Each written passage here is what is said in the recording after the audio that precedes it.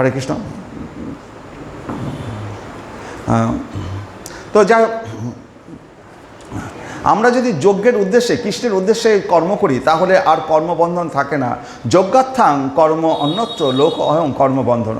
তাহলে আমরা যদি কৃষ্ণের উদ্দেশ্যে আমরা যদি ঘরে প্রসাদ রান্না করছি, ভগবানকে ভোগ নিবেদন করব, তার জন্য ভগবানকে ভোগ নিবেদনের জন্য যদি রান্নাবান্না করি তাহলে পরে কী হচ্ছে, আমরা যেহেতু ভগবান কৃষ্ণের সন্তুষ্টি বিধানের জন্য যদি কর্ম করছি তাহলে আমরা কর্মবন্ধনে আবদ্ধ হব না।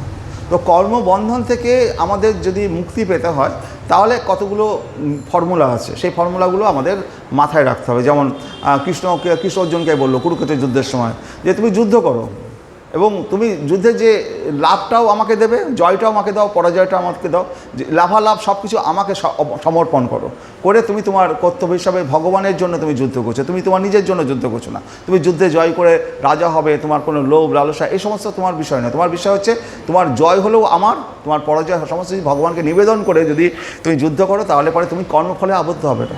ঠিক সেই রকম আমরা যদি বাড়িতে ভালো মন্দ খাবো না কেন, আমরা যদি বাজার করলাম, ভালো মন্দ সব কিছু করলাম, ভগবানের জন্য রান্না করে ভগবানের যে প্রসাদ নিবেদন করলাম, তারপর সেই প্রসাদটা সবাই মিলে খেলাম, তাহলে আমরা এই কর্মবন্ধন থেকে আমরা মুক্তি পারবো। এটাকে হচ্ছে যুক্ত বৈরাগ্য। এই যে নতুন যে এই পদ্ধতি, একে বলা হয় যুক্ত বৈরাগ্য। ইসকনের লোকেরা এই যুক্ত বৈরাগ্যে বিশ্বাসী। হরে কৃষ্ণ। তারা টাকাও নিচ্ছে, ধন সম্পদও নিচ্ছে, ভগবানের কাছে সেবাও দিচ্ছে, আবার ফুর্তি করে খাওয়া দাওয়া করে মৃত্যু করে বেড়াচ্ছে। বুঝতে পারছেন? এটা হচ্ছে যুক্ত বৈরাগ্য। বা বাঁচতে গেলে পরে এই কলিযুগে বাঁচতে গেলে যুক্ত বৈরাগ্য ছাড়া পথ নেই, উপায় নেই। হরে কৃষ্ণ। মন্দিরটা চালাতে হবে, পয়সার দরকার, তো মানুষের সাথে কি করে পয়সা আসবে? একেবারে বৈরাগ্যও হওয়া যাবে না, আর একেবারে এদিকেও যাওয়া যাবে না। এই কলিযুগে না, আগেকার দিনে কী ছিল, আগেকার দিনে সাধু সন্ন্যাসীদের বনের মধ্যে আলাদা তাদের আশ্রম থাকতো। রাজা তাদের 20 বিঘে 30 বিঘে 40 বিঘে করে জমি দিয়ে দিত, 100 বিঘে তাদের জমি সম্পত্তি থাকতো। তাদের যে সন্ন্যাসীদের কাছ থেকে যে সমস্ত ছেলেপেলেরা পড়াশোনা করতে আসতো তাদেরকে দিয়ে চাষবাস করাতো, তাদের মাধ্যমে সংসার চলতো, সন্ন্যাসী আশ্রম চলতো। তাদের বাইরের পয়সা করে কোনো দরকার ছিল না, কারণ রাজারা তাদেরকে চালাতো। তো এখন তো এই যুগে সে সম্ভব না। হরে কৃষ্ণ। তাহলে যজ্ঞার্থাং কর্মণ অন্যত্র লোক অয়ম কর্মবন্ধন তদর্থং কর্ম কন্তেও মুক্ত সঙ্গ সমাচর। বিষ্ণুর উদ্দেশ্যে যজ্ঞরূপে কর্ম অনুষ্ঠান করা কর্তব্য, তা না হলে আমাদের কর্ম এই জড়জগতের বন্ধনের কারণ হবে। তাহলে আমরা যাই করব বিষ্ণুর উদ্দেশ্যে যেন আমাদের এই কর্মটা হয়, তা না হলে আমরা জড়জগতে আবদ্ধ হব। হরে কৃষ্ণ। অশ্রদ্ধায় হুতম দত্তম তপ তপ্তম কৃতম চ যৎ অসৎ ইতি উচ্চতে পার্থ ন চ তৎ প্রেত্য ন হো ইহ। পরমেশ্বর ভগবানের প্রতি শ্রদ্ধাপরায়ণ না হয়ে যে যজ্ঞ তপস্যা এবং দান করা হয় তা অসৎ কর্ম বা অনিত্য, তার ফলে ইহলোকে বা পরলোকে কোনো লাভ হয় না। যদি ভগবানের প্রতি শ্রদ্ধাপরায়ণ না হই, আমি বাড়িতে অনেক লোককে খাওয়াবো, কিন্তু আমাকে হতে হবে কি, ভগবানের প্রতি শ্রদ্ধা পরায়ণ হতে হবে। ভগবানের জন্য প্রসাদ করে সেই প্রসাদ আমি বহু লোককে আমি পরিবেশন করব। তো ভগবানের প্রতি যদি শ্রদ্ধা পরায়ণ না হই তাহলে আমি অনেক লোককে খাওয়াই আর যাই উপকার করি আর ন্যায় করি, আমি ইহলোকে এবং পরলোকে আমার কোনো লাভ হবে না। তো ভগবানের প্রতি প্রথমে শ্রদ্ধা পরায়ণ হতে হবে। শ্রদ্ধা পরায়ণ যদি না হই, আমি ভাবলাম যে আমার ধন আছে, আমার দৌলত আছে, আমি আজকে কত টাকা খাওয়াচ্ছি, কত লোককে আমি পেট ভরিয়ে খাওয়ালাম, কত উপকার করলাম, এর ফলে পুণ্য অর্জন হবে। পুণ্য অর্জনের ফলে কী হবে, স্বর্গে যাব, কিছুদিন হয়তো একবারে হাত খুলে খরচা চর্চা করে বেশ আনন্দ থাকবো, তারপরে পুণ্য শেষ হয়ে যাবে, আবার এই মর্ত্যলোকে চলে আসতে হবে। কিন্তু ভগবানেরকে যদি সন্তুষ্টি বিধানের জন্য যদি আমি কোনো কর্ম করি তাহলে পরে সেই কর্মবন্ধনে আমি আবদ্ধ হব না। আর ভগবান যদি কিছু দেয় সেটা অনিত্য, সেটা কখনো ক্ষয় হয় না। যেমন আমরা পুণ্য করছি স্বর্গে যাচ্ছি, পাপ করছি নরকে যাচ্ছি, এর যেমন একটা সময় শেষ হয়ে যায়, পুণ্য করলেও শেষ হয়ে যাবে, নরকের পাপ যদি করেও যান পাপের কর্মফল পাপের ফলও একদিন শেষ হবে। কিন্তু এগুলো সব অনিত্য, আজকে কিছু সময়ের জন্য এগুলো আমরা দেখতে পাবো, নিত্য অনিত্য ব্যাপারটা। নিয়তি মহারাজ ভরতের জড় ঐশ্বর্য ভোগের কাল 1 কোটি বছর পর্যন্ত নির্বাচিত করেছিল। আমাদের যেমন আয়ু 100 বছর, আর এই ভরত মহারাজের সেই তো যুগের ভরত মহারাজের এই রাজা হয়েছিলেন কত বছর জড় ঐশ্বর্য ভোগের জন্য? 1 কোটি বছর তার রাজত্বকাল ছিল। নিয়তি তার 1 কোটি বছর। এবং সেই নির্দিষ্ট সময় যখন অতিক্রান্ত হলো তখন তিনি কী করলেন, তার ধনসম্পদ তার পুত্রদের মধ্যে, পুরো পৃথিবীর রাজা ছিলেন, ধনসম্পদ তার পুত্রদের মধ্যে ভাগ বাটোয়ারা করে দিয়ে সংসার, আত্মীয় স্বজন সব কিছু পরিত্যাগ করে সেই তখন বনে চলে গেল। কোথায় যাচ্ছে বনে? আমাদের যে নেপালে আছে না গণ্ডকী নদী, তার পুত্রদের মধ্যে ভাগ করে দিয়ে হরিদ্বারে যেখানে শালগ্রাম শিলা পাওয়া যায়, শালগ্রাম শিলা পাওয়া যায় গণ্ডকী নদীর তীরে, গণ্ডকী নদীতে শালগ্রাম শিলা পাওয়া যায়, যার উপরে 19 চক্র চিহ্ন বর্তমান, সেই শালগ্রাম শিলা গণ্ডকী নদীতে পাওয়া যায়। পুলহ আশ্রমের উপবনে মহারাজ ভরত একাকী বাস করে বসুদেবের অর্চনা করতে। সেখানে পুলহ যে একজন ঋষি ছিলেন, অত্রি পুলহ, এই পুলহ ঋষির সেখানে আশ্রম ছিল। সেই পুলহ ঋষির আশ্রমে ভরত মহারাজ স্বয়ং ভগবানের বাসুদেবের শরণাগত হয়ে তার সেবা পূজার মাধ্যমে তিনি তপস্যা করা শুরু করলেন। হরে কৃষ্ণ। তিনি জড় সুখভোগের বাসনা থেকে সম্পূর্ণরূপে মুক্ত হয়েছিলেন। এই তিনি তো রাজা ছিলেন, 1 কোটি বছর রাজত্ব করেছে, তার ভোগের সমস্ত কিছু তার সম্পূর্ণ হয়ে গেছে, এবার সন্তান সব কিছু দিয়ে তাহলে জড় সুখভোগের বাসনা থেকে সম্পূর্ণরূপে মুক্ত হয়েছিলেন। যে কারণে আমরা যারা সংসারী, আমাদের পক্ষে ভগবানের কাছে যাওয়াটা বেশি সুবিধা। যারা একেবারে ব্রহ্মচারী তাদের থেকেও আমাদের বেশি সুবিধা, কারণ আমরা যে সংসার যখন করছি, আমরা এই সংসারের ভালো মন্দ লাথি ঝাঁটা খেয়ে তো বড় হয়েছি। আমাদের লাথি ঝাঁটা খেয়ে না আমাদের এখন বুঝতে শিখেছি এই সংসারটা আর কিছু নেই। হ্যাঁ, এবার ভগবানের কাছে যেতে হবে। এবার ভগবানের কাছে যদি আমরা সংসার 50 বছর করার পরেও যদি 20, 10, 20 বছর যদি ভগবানের জন্য আমরা নিজেকে সমর্পণ করি, তখন আমরা সংসার দিকে আর ফিরেও তাকাবো না, কারণ আমরা তো লাঠিঝাঁটা খেয়ে আমরা তো সব জেনে গেছি। কিন্তু ব্রহ্মচারীদের কি হয়, তারা হয়তো খুব ব্রহ্মচারিত্ব করলো, খুব ভগবানের সেবা পুজো, এখন নিজেকে ব্রহ্মচারী হিসেবে কাটালো, এখন সন্ন্যাসী হয়ে গেল। কিন্তু 50 বছর হয়ে গেলে তখন আবার পুরনো স্মৃতি তাদের ফিরে আসে। কখনো 40 বছর 50 বছর বয়সে সন্ন্যাসীরা আবার বিয়ে করছে, আবার সংসার যাপনের করছে, আবার সংসারে গিয়ে লাঠিঝাঁটাকে তারপর আবার সন্ন্যাসী হচ্ছে। তাদের সন্ন্যাসী জীবনটা বিঘ্নিত হচ্ছে। কিন্তু আমরা প্রথমে সংসার করে ফেলার পরে কী হচ্ছে, এখন যদি আমরা পুরোপুরি নিজেকে আধ্যাত্মিক জগতে নিজেকে সমর্পণ করতে পারি, তাহলে পরে আমাদের এই সংসারের প্রতি আর লোভ নেই।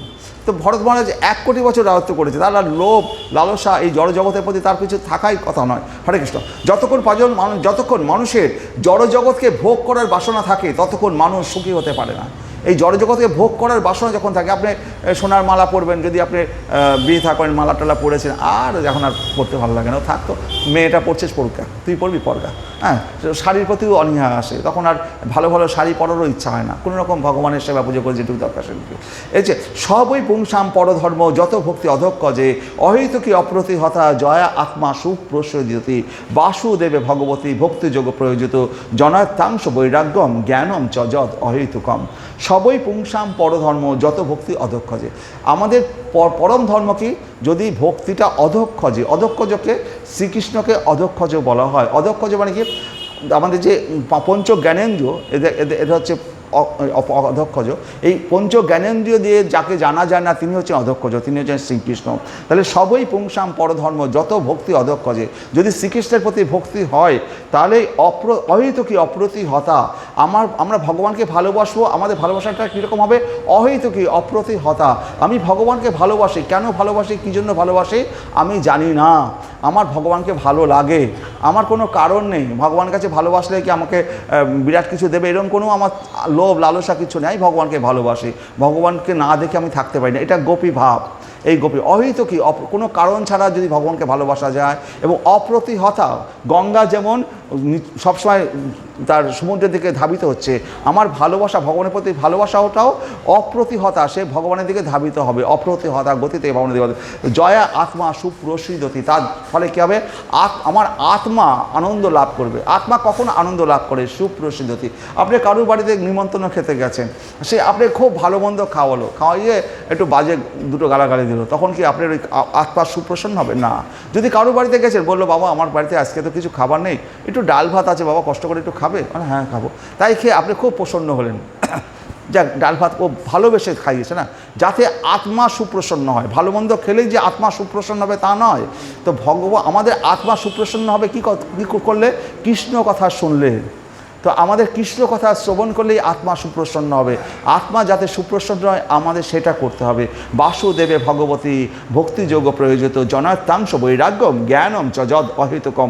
সমস্ত মানুষের পরম ধর্ম হচ্ছে সেই ধর্ম যার দ্বারা ইন্দ্রিয়জাত জ্ঞানের অতীত শ্রীকৃষ্ণের অহিতকে এবং অপ্রতিহতা ভক্তি লাভ করা যায়। সেই ভক্তি বলে অনর্থ নির্বৃত্তি হয়, আত্মা যথার্থ প্রসন্নতা লাভ করে। মহাভাগবত ভরত নিরন্তর ভগবানের সেবায় নিযুক্ত থাকতেন, ফলে তার দেহে রোমাঞ্চ পুলক প্রভৃতি প্রেমের লক্ষণসমূহ প্রকাশিত হতে লাগলো। এই ভরত মহারাজ দীর্ঘ বছর এবার পুলহ মুনির আশ্রমে ভগবানের তপস্যা করার ফলে কি হচ্ছে, তার যে বৈষ্ণব যারা তারা ভগবানের নাম শুনলে পরেই তাদের গায়ের লোমকূপগুলো খারাপ হয়ে যাবে। কৃষ্ণ হরে কৃষ্ণ বলবে যখন তাদের গায়ের লোমকূপ খারাপ হয়ে যাবে। এগুলো হচ্ছে ভগবত ভক্তির লক্ষণ। তাদের শরীরের মধ্যে পুলক আসবে, আনন্দ আসবে। এই লক্ষণগুলো ভরত মহারাজের মধ্যে দেখা দিতে লাগলো। তার মানে সে ভগবত ভক্তে তার প্রকাশটা পাচ্ছে যে সে ভগবত ভক্ত মানে বড় মহাভাগবত হয়ে গেছে। তিনি নিরন্তর ভগবানের অরুণ বর্ণ সেই পাদপদ্মে ধ্যান করতে লাগলেন। তার শরীরে অষ্টসাত্ত্বিক এই সমস্ত বিকার দেখা দিত। হে রাজন, মহারাজ ভরত একদিন এইরকম মহারাজ ভরত একদিন সেই নদীর তীরে, গণ্ডকী নদীর তীরে বসে আছে। তখন তিনি কী দেখলেন, একটা পিপাসার্ত হরিণ যে মানে সন্তান সম্ভবা সেই হরিণ সেই জল খেতে এসছে। সেই সময়ে একটা হিংস্র সিংহ সেখানে এসে আক্রমণ করে। তখন হরিণটা সিংহের ভয়ে যখন হরিণটা ওই নদীটা পার হতে যায়, তখন যেহেতু সন্তান সম্ভবা ছিল হরিণটা, সাথে সাথে ওই জলের মধ্যেই তার সন্তানটা জন্ম হয় এবং হরিণটা লাফ দিয়ে তাও নদীটা পার হয়। পার হয়ে কি হয়, সেই হরিণটা তখন ওখানে মারা যায়। এবার ভরত মহারাজ নদীর ধারে বসেছিলেন, তিনি রাজা, তিনি এত বড় ভক্ত, তার মধ্যে একটা দয়া কাজ করলো যে এই বাচ্চা হরিণটা জলের মধ্যে পড়েছে, ভেসে যাচ্ছে। তখন ভরত মহারাজ নিজেকে আর সংযত করতে পারলেন না, তখন তিনি লাফ দিয়ে গিয়ে সেই বাচ্চা হরিণটাকে সেই জল থেকে উদ্ধার করলেন, তাকে বাঁচালেন। তো ভগবত ভক্তিতে কাউকে রক্ষা করবে না কেন, বাঁচাবে না কেন, নিশ্চয়ই বাঁচাবে, সেটা সে তার কর্তব্য করেছে। হরিণটি যখন গভীর তৃপ্তি সহকারে জল পান করছিল, তখন তার অতি নিকটে একটি সিংহ গর্জন করে উঠল। সেই হরিণী পূর্ণ গর্ভবতী ছিল। হরিণী ভয়ে ভীত হয়ে নদীতে ঝাঁপ দিয়ে পালাতে চেষ্টা করে। সেই সময় তার সন্তান প্রসব হয়ে নদীতে ভেসে যেতে থাকে আর হরিণীটিও মারা যায়। রাজর্ষি ভরত নদীর তীরে বসে সেই মাতৃহারা হরিণ শিশুটিকে নদীর জলে ভেসে যেতে দেখলেন। তা দেখে তার হৃদয় করুণার সঞ্চার হলো। তিনি বন্ধুর মতো সেই মৃগ শিশুটিকে স্রোত থেকে তুলে এনে আশ্রমে নিয়ে এসেছিলেন। কিন্তু এই নিয়ে আসাটাই তার পক্ষে বিরাট বড় দুর্ঘটনার কারণ হয়ে দাঁড়াবে, আমরা সেটা দেখতে পাবো। মহারাজ ভরত ছিলেন অতি উচ্চ স্তরের ভক্ত। তিনি প্রায় ভগবানের প্রতি প্রেমভক্তির স্তর পর্যন্ত প্রাপ্ত হয়েছিলেন, কিন্তু সেই স্তর থেকেও তিনি জড়জগতের স্তরে অধঃপতিত হয়েছিলেন। যে মহারাজ ভরত তার সন্তান সন্ততি সংসার রাজত্ব ছেড়ে বনে এসছেন, আজকে এই হরিণ শিশুটিকে যখন উদ্ধার করে নিয়ে আসলেন, হরে কৃষ্ণ, এই হরিণ শিশুটিকে যখন উদ্ধার করে হরিণ শিশুটির প্রতি তার মায়া জন্মালো। এই শিশুটির তো মা নেই, বাবা নেই। ভরত মহারাজই তার মা বাবা, তাকে দুধ খাওয়াচ্ছেন, তার সেবা শুশ্রূষা করছেন। আস্তে আস্তে হরিণটা বড় হচ্ছে, তার সাথে খেলা করছেন। ভরত মহারাজ যেখানে যাচ্ছে সেখানে যাচ্ছেন। আস্তে আস্তে ভরত মহারাজের এই হরিণের প্রতি প্রচণ্ড আসক্তি এবং মায়া জড়জত। আর ভরত মহারাজের ওদিকে যেটা ভগবানের যে সেবা পুজো করছিলেন, তপস্যা করছিলেন, সেগুলো বিঘ্নিত হতে লাগলো। আস্তে আস্তে সেগুলো কাটছাট হতে লাগলো এই হরিণের পিছনে তার সময় দেওয়ার জন্য। মহারাজ ভরত কী হলো, তো মহারাজ ভরত ছিলেন অতি উচ্চ স্তরের ভক্ত। তিনি প্রায় ভগবানের প্রতি প্রেমভক্তির স্তর পর্যন্ত প্রাপ্ত হয়েছিলেন, কিন্তু সেই স্তর থেকেও তিনি জড়জগতের স্তরে অধঃপতিত হয়েছিলেন। যম হি ন ব্যথয়ন্তি এতে পুরুষম পুরুষস্ব সম দুঃখ সুখম ধীরম স অমৃততায় কল্পতে। হে পুরুষ শ্রেষ্ঠ অর্জুন, যিনি সুখ এবং দুঃখ উভয় অবস্থাতেই অবিচলিত থাকেন, তিনি অবশ্যই মুক্তি লাভের যোগ্য। ভববন্ধন থেকে মুক্তি লাভের বিষয়ে আমাদের অত্যন্ত সতর্ক থাকা উচিত, কারণ একটি ছোট্ট ভুলের ফলে পুনরায় ভববন্ধনে অধঃপতিত হওয়ার সম্ভাবনা থাকে। হরিণ শিশুটির প্রতি অত্যধিক মমতার ফলে ভরত মহারাজকে মৃগ শরীর প্রাপ্ত হতে হয়েছিল। তো কী ঘটেছিল, তো ভরত মহারাজ এই হরিণটিকে এত শ্রদ্ধা সহকারে ভালোবাসতে লেগেছিল যে হরিণটা কখন আসবে, যদি বনে এদিক ওদিক চলে যেত, সিংহ দ্বারা আক্রান্ত হচ্ছে কিনা, কোথাও কিছু হচ্ছে কিনা, সে দুশ্চিন্তায় থাকতো। এবং এইভাবে ভরত মহারাজ হরিণের প্রতি আসক্তির ফলে যখন ভরত মহারাজ মারা যাবে, তখন সেই হরিণটা তখন বড় হয়ে গেছে, হরিণটা ভরত মহারাজের কাছে এসে বসে আছে, ভরত মহারাজের গাল চেটে দিচ্ছে, ভরত মহারাজ নিজের সন্তানের মতো হরিণের দিকে তাকাচ্ছে, এবং যার ফলে এই ভরত মহারাজ কী হলো, হরিণের প্রতি আসক্তির ফলে ভরত মহারাজ পরের জন্মে হরিণ হয়ে জন্মগ্রহণ করলো। তাহলে পরে আমাদের মাথায় রাখতে হবে, আমরা জীব জন্তু পশু পাখি যাই পুষি না কেন যেন আমাদের আসক্তিতে না পড়ি। আমাদের এমনকি সন্তান সন্ততি স্ত্রী পুত্র স্বামী যার সাথেই আমরা সংসার করছি তাদের প্রতি যদি যেন আসক্তিতে না পড়ি। মনে করতে হবে এই আমরা ভগবানের সন্তান, ভগবান আমাদেরকে এই সন্তান দিয়েছে, আমাদের এই স্বামী দিয়েছে, আমাদের এই জীবনলীলা অতিক্রম করার জন্য এরা আমাদের চলার পথে, ভগবানকে পাওয়ার পথে এরা আমার সঙ্গী, যেন তাদের প্রতি এতটা আসক্তি হয়ে না পড়ে পরের জন্মে আবার সেই অবস্থা হয়। যেমন পুরঞ্জনের কাহিনী হয়েছিল, পুরঞ্জন এবং পুরঞ্জনী, পুরঞ্জন ছিল পুরঞ্জনীর এত ভক্ত, পরের জন্মে পুরঞ্জন মেয়ে হয়ে জন্মালো, স্ত্রীর প্রতি আসক্তি করে, আর পুরঞ্জনী ছেলে হয়ে জন্মালো, মানে উল্টোপাল্টা হয়ে গেল।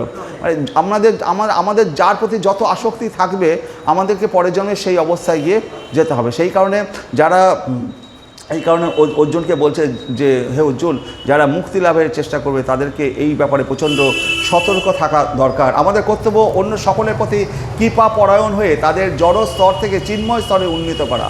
আমরা যদি আমাদের কি করা উচিত, আমাদের স্বামী থাকে, ছেলেপেলে থাকে, তাদেরকে চেষ্টা করতে হবে তারা যেন এই জড়জগৎ থেকে উন্নত স্তরে আরও ভগবত ভক্তির স্তরে তারা যেতে পারে। তারা যদি শুনতে নাও চায় তাদের কাছে হরে কৃষ্ণ হরে কৃষ্ণ হরে কৃষ্ণ কৃষ্ণ কৃষ্ণ হরে হরে হরে রাম রাম রাম হরে জোরে জোরে ঘরের মধ্যে কীর্তন করুন, তাদের কানে একটু যাক। আপনাকে জ্ঞান দিতে যাবেন, প্রথমে জ্ঞান শুনবে না। কী শিখে এসছো তুমি, আমাকে জ্ঞান দেবে? ছাড়ো তো, তুমি তোমার ভক্তি করো। ঠিক আছে, আমি আমার ভক্তি করছি, তুমি তোমার, কিন্তু আমি আমার কৃষ্ণ নামটা তো জোরে করতে পারি, হরে কৃষ্ণ কৃষ্ণ কৃষ্ণ হরে হরে হরে রাম 5 দিন তোর কানের মধ্যে যাবে, যেতে যেতে যেতে যেতে ও একদিন ভক্ত হবে। তো ভক্ত করতে গেলে আমার স্বামী স্ত্রী যদি ভক্ত না হয় তাদেরকে জব্দ করার জন্য আমি জোরে জোরে হরে কৃষ্ণ কৃষ্ণ কৃষ্ণ হরে হরে হরে রাম রাম রাম হরে হরে ভোরবেলা উঠে জপ করা শুরু করব, যাতে তার কানে একটু যায় হরে কৃষ্ণ, এবং ঘরটাও শুদ্ধ হয়ে উঠবে হরে কৃষ্ণ। তাহলে কী হচ্ছে, মমতার বন্ধনে জড়িয়ে চিন্ময় স্তর থেকে জড়স্তরে অধপতিত হতে পারি। যদি আমরা এগুলো না করি, মমতার বন্ধনে আমরা কি হবে, এই চিন্ময় স্তর থেকে আবার জড়স্তরে অধপতিত পারি। হরিণ শিশুটির প্রতি মহারাজ ভরতের মমতাই ছিল তার অধঃপতনের সূত্রপাত। আমাদের অবশ্য কর্তব্য হচ্ছে প্রতিদিন ব্রহ্ম মুহূর্তে শয্যা ত্যাগ করা, স্নান করা, মঙ্গল আরতিতে যোগদান করা, ভগবানের শ্রী বিগ্রহের আরাধনা করা, হরে কৃষ্ণ মহামন্ত্র কীর্তন করা, বৈদিক শাস্ত্র অধ্যয়ন করা এবং আচার্য ও গুরুদেবের নির্দেশ পালন করা। এই পন্থা থেকে যদি আমরা বিচ্যুত হই তাহলে আমরা যতই উন্নত স্তরের ভক্ত হই না কেন আমাদের অধঃপতন হতে পারে। তো এই নির্দেশটা আমাদের ইসকনের যে প্রভুপাদ এসি ভক্তিবেদান্ত সিদ্ধান্ত প্রভুপাদ, তিনি ইসকনকে এটা পুরোপুরি একবারে তাদের যে সংবিধান, তার সংবিধানের প্রথম এটা দিয়ে দিয়েছে, ভোর 4:30টার সময় মঙ্গল আরতি করতেই হবে। তারপরে সে মঙ্গলারতি করার পর তারপর এই তুলসী পুজো সব কিছু ভোরবেলা থেকে শুরু হচ্ছে, একবারে 4:30 থেকে 4টে থেকে শুরু হয়ে যাবে একবারে মঙ্গল আরতি, তারপরে তুলসী পূজা, তারপরে শিক্ষাষ্টকম, তারপরে 8টা বাজলে শ্রীমদ ভাগবত পাঠ। এই যে প্রথম এই 9টা পর্যন্ত, ভোর 4:30 থেকে 9টা পর্যন্ত একবারে তারা এই শিডিউল একবারে বাধা। একবারে প্রভুপাদ বলেছে এই শিডিউল যদি তোমরা যেদিনকে ভঙ্গ করবে সেদিন ইসকন টিকবে না। এই শিডিউল যে দিয়ে দিয়েছে, এই শিডিউল যদি তোমরা ভঙ্গ করো তাহলে সেই দিনের পর থেকে জেনে রাখবে ইসকনের গল্প শেষ। এবং সেই কারণে ওরা এই শিডিউলটাকে আর সারাদিন যা খুশি করুক, চুরি ডাকাতি যা খুশি করুক, কিন্তু এই শিডিউলটাকে ওরা খুব গুরুত্ব দেয়, কারণ এই শিডিউল ছাড়া ইসকন টিকবে না। ঠিক সেই রকম আমাদেরকেও যদি আমরা এই শিডিউলটাকে মানি, প্রতিদিন ভোরবেলায় উঠবো, আমরা শয্যা ত্যাগ করে স্নান করে নেবো, স্নান করার পরে মঙ্গল আরতি যার যার সম্ভব হয় মঙ্গল আরতি, যারা ইসকনে তাদের মঙ্গল আরতি করতে পারে। আপনারা তো মঙ্গল আরতি অনেকে জানেনও না কীভাবে মঙ্গল আরতি করতে হয়। মঙ্গল আরতির গান কি, সংসার ও দাবন হলো লিরলোক টানায় কারণ্য ঘন ঘন হাতম, এই গানটা আছে মঙ্গল আরতি। এই সমস্ত নিয়মকানুন যেগুলো আছে সেগুলো তো গুরু পরম্পরা ছাড়া সব কিছু জানতে পারে না। আপনারা তুলসীটা করছেন, হ্যাঁ, শিক্ষাষ্টকম পাঠ করা দরকার আছে, হ্যাঁ, চৈতন্য মহাপুর যাটা ইয়ে আছে শিক্ষাষ্টকম, এই সমস্ত নিয়মগুলো আছে পরপর যে কীভাবে পুজো আর্চা করতে হবে। তারপরে নৃসিংহ স্তব করতে হবে, এই সমস্ত পরপর একটা শিডিউল আছে। তো যাই হরে কৃষ্ণ, আমরা যেটুকু করছি সেটুকুই যথেষ্ট। তার জন্য যে হচ্ছে না তা নয়, ওরা একটু ভালো করছে, আমরা একটু কম ভালো করছি, আমরা জানি না, তার জন্য দোষ নেই। যে জানে না তার দোষ নেই, যে জানে কিন্তু করে না তার দোষ। যে জানে না তার কিন্তু কোনো দোষ নেই। আপনারা যদি একটা বাচ্চা ছেলে ও জানে না, ও একটা অন্যায় করতেই পারে, ওর কোনো দোষ নেই। একটা পাগল, একটা সে যা খুশি করতেই পারে, তার দোষ নেই। কিন্তু আমরা যদি জেনে সেগুলো করি তাহলে পরে আমাদের দোষ হয়। হরে কৃষ্ণ। তাহলে যজ্ঞ দান তপ কর্ম ন ত্যাজ্যং কার্য এব তৎ যজ্ঞ দানম তপস্যৈব পাবনানি মনীষিণাম। বলছে যজ্ঞ দান তপশ্চর্যা কখনোই পরিত্যাগ করা উচিত নয়। প্রকৃতপক্ষে যজ্ঞ দান এবং তপশ্চর্যা মহাত্মাদেরও পবিত্র করে। তাই আমাদের কাবিলকে হরিণ শিশু বিপদে পড়েছে, আমরা রক্ষা করব না? নিশ্চয়ই রক্ষা করব, কিন্তু আমরা যেন মানে আমরা এই তার প্রতি আসক্তিতে যেন না পড়ি, এটা মাথায় রাখতে হবে। আমাদের যজ্ঞ করতে হবে, দান করতে হবে, তপস্যা করতে হবে, সব কিছু করতে হবে। কিন্তু তাই বলে আমরা হরে কৃষ্ণ করছি বলে দান করব না, কেউ বিপদে পড়েছে বলে রক্ষা করব না, এগুলো কিন্তু ঠিক নয়। হরে কৃষ্ণ। সন্ন্যাসীদের এই সমস্ত বিধি বিধানগুলি পরিত্যাগ করা উচিত নয়। তার কর্তব্য হচ্ছে ভগবানের শ্রী বিগ্রহের আরাধনা করা এবং ভগবান শ্রীকৃষ্ণের সেবায় তার সময় এবং জীবন উৎসর্গ করা, বিধিনিষেধ এবং তপশ্চর্যার অনুশীলন করতে থাকা ও সঙ্গে করা উচিত। তো সেই হরিণ শিশুটির প্রতি অত্যন্ত আসক্ত হয়ে মহারাজ ভরত তার সঙ্গে উপবেশন, শয়ন, ভ্রমণ, স্নান, এমনকি আহার পর্যন্ত করতেন। এইভাবে হরিণ শিশুটির প্রেমে তার হৃদয় আবদ্ধ হয়েছে। ভরত মহারাজের মতো মহাত্মা যিনি ভগবানের প্রতি ভাবভক্তি, প্রেমভক্তি লাভ করেছিলেন, তিনিও একটি পশুর প্রতি স্নেহের বশে তার অতি উচ্চ চিন্ময় স্তর থেকে অধঃপতিত হয়েছিলেন। তার ফলে তাকে পরবর্তী জীবনে একটি হরিণের দেহ ধারণ করতে হয়েছিল। তো এই ভরত মহারাজ যেহেতু পরম ভাগবত ছিল, এত তপস্যা করেছে, সেই কারণে ভরত মহারাজ তার আগের জন্মে যে এই ঘটনাটা ঘটেছে সেটা হরিণ হয়ে জন্মালেও তার মনে ছিল। যে কারণে হরিণ জন্মে সে তখন কী করেছিল, সে সবসময় ভগবানের প্রতি একনিষ্ঠ, হরিণ হয়ে থাকলেও ভগবানের প্রতি সে একনিষ্ঠ হয়েছিল, যাতে পরবর্তী জীবনে ভরত মহারাজ আবার ভালোভাবে কোনো মনুষ্য শরীর পায়, এবং সেটা পেয়েছিল। তো ভরত মহারাজের মতো মহাত্মা যিনি ভগবানের প্রতি ভাবভক্তি, প্রেমভক্তি লাভ করেছিলেন, তিনি একটি পশুর প্রতি স্নেহের বশে তার অতি উচ্চ চিন্ময় স্তর থেকে অধঃপতিত হয়েছিলেন। তার ফলে তাকে পরবর্তী জীবনে একটি হরিণের দেহ ধারণ করতে হয়েছিল। মহারাজ ভরতের যদি এই অবস্থা হতে পারে, তাহলে আধ্যাত্মিক জীবনে অনুন্নত যে সমস্ত ব্যক্তি তাদের কুকুর বিড়ালদের প্রতি আসক্ত, তাদের আর কি কথা। কুকুর বিড়ালদের প্রতি তাদের আসক্তির ফলে পরবর্তী জীবনে তাদের সেই প্রকার পশু শরীর ধারণ করতে হতে পারে। তাই অন্য সমস্ত কিছুর প্রতি আসক্তি বর্জন করে ভগবানের প্রতি প্রীতি পরায়ণ হয়ে তার প্রতি আসক্ত হওয়ার কথা চেষ্টা করা উচিত। তো হরে কৃষ্ণ। তো আমার বাড়ি তো ওই বকুলতলা মোড়ের কাছে, নিবালিগঞ্জে। তো বকুলতলা মোড়েই একটা বাড়ি আছে। আপনারা যদি কখনো সকালবেলা 6:30 7টার দিকে যান, ওই বাড়ি থেকে একটা 20-25 বছর বয়সী একটি সুন্দরী মেয়ে আছে, অল্প বয়সী মেয়ে।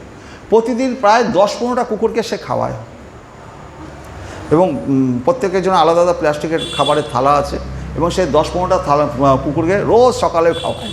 আমরা তো মনে মনে ওকে কুকুরদের মা বলে ডাকি, কুকুরের মা। তো যাই কুকুরদের মা বলে ডাকি, কিন্তু ও যে সেবাটা করছে খুব ভালো। কিন্তু এই সেবাটা করুক, কিন্তু যদি আমার খুব কষ্ট হয় যদি ওই একটু কৃষ্ণ ভক্তিতে যেত, এই সেবার কাজটা যদি ভগবানের জন্য যদি করতো, তাহলে পরে তার কত না কোথায় সে পৌঁছাতে পারতো। কিন্তু তার সেই জ্ঞানটা নেই। সে এই কুকুরদের সেবা করছে, আমি সেটা খারাপ বলছি না, সে অবশ্যই সেবা কাজটা করছে, কিন্তু যদি আসক্তিতে পড়ে যায়, তার পরবর্তী ক্ষেত্রে তার জীবনটা কী হতে পারে, হ্যাঁ সেটা তো সে জানে না। না, সে তো অল্প বয়সী মেয়ে, তার ওই সমস্ত কে শিক্ষা দেবে না, ভাগবতের না এই সমস্ত জ্ঞান কেউ জানে না। হ্যাঁ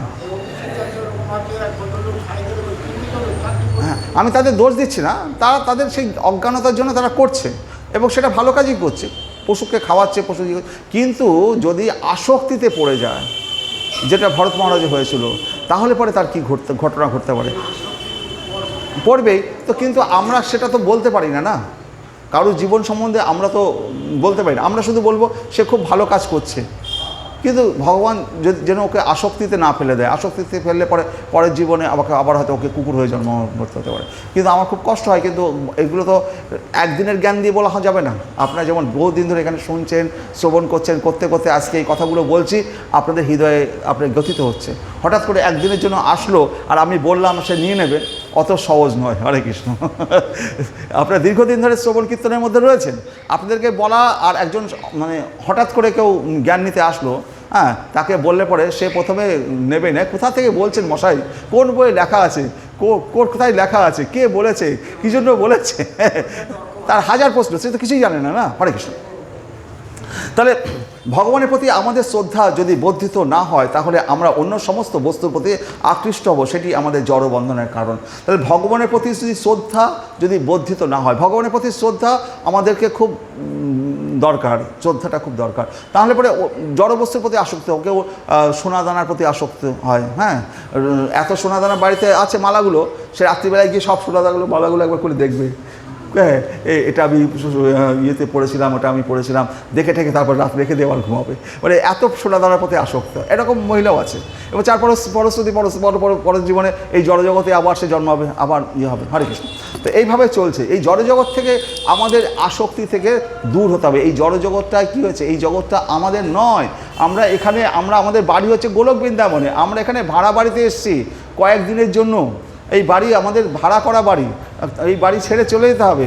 ভাড়াটিয়া কোন দিন তাড়িয়ে দেবে, সেই বাড়ি ছেড়ে চলে যেতে হবে। তো আমরা যেখানে এসেছি, আমাদের পিতা যেখানে, যেখানে আসল বাড়ি, সেইখানে আমাদের যেতে হবে। এটা মাথায় রাখতে হবে। এটা আমাদের এই বাড়ি নয়। এটা হচ্ছে কাদের, যারা আপনারা মুসলমানদের কথা বলছি, মুসলমানরা কী হচ্ছে, ওদের কী হয়, মাটিতে কবর দেওয়া হয়। তো কবরটা মাটির তলায় দেওয়া হচ্ছে, নিম্নগামী হচ্ছে।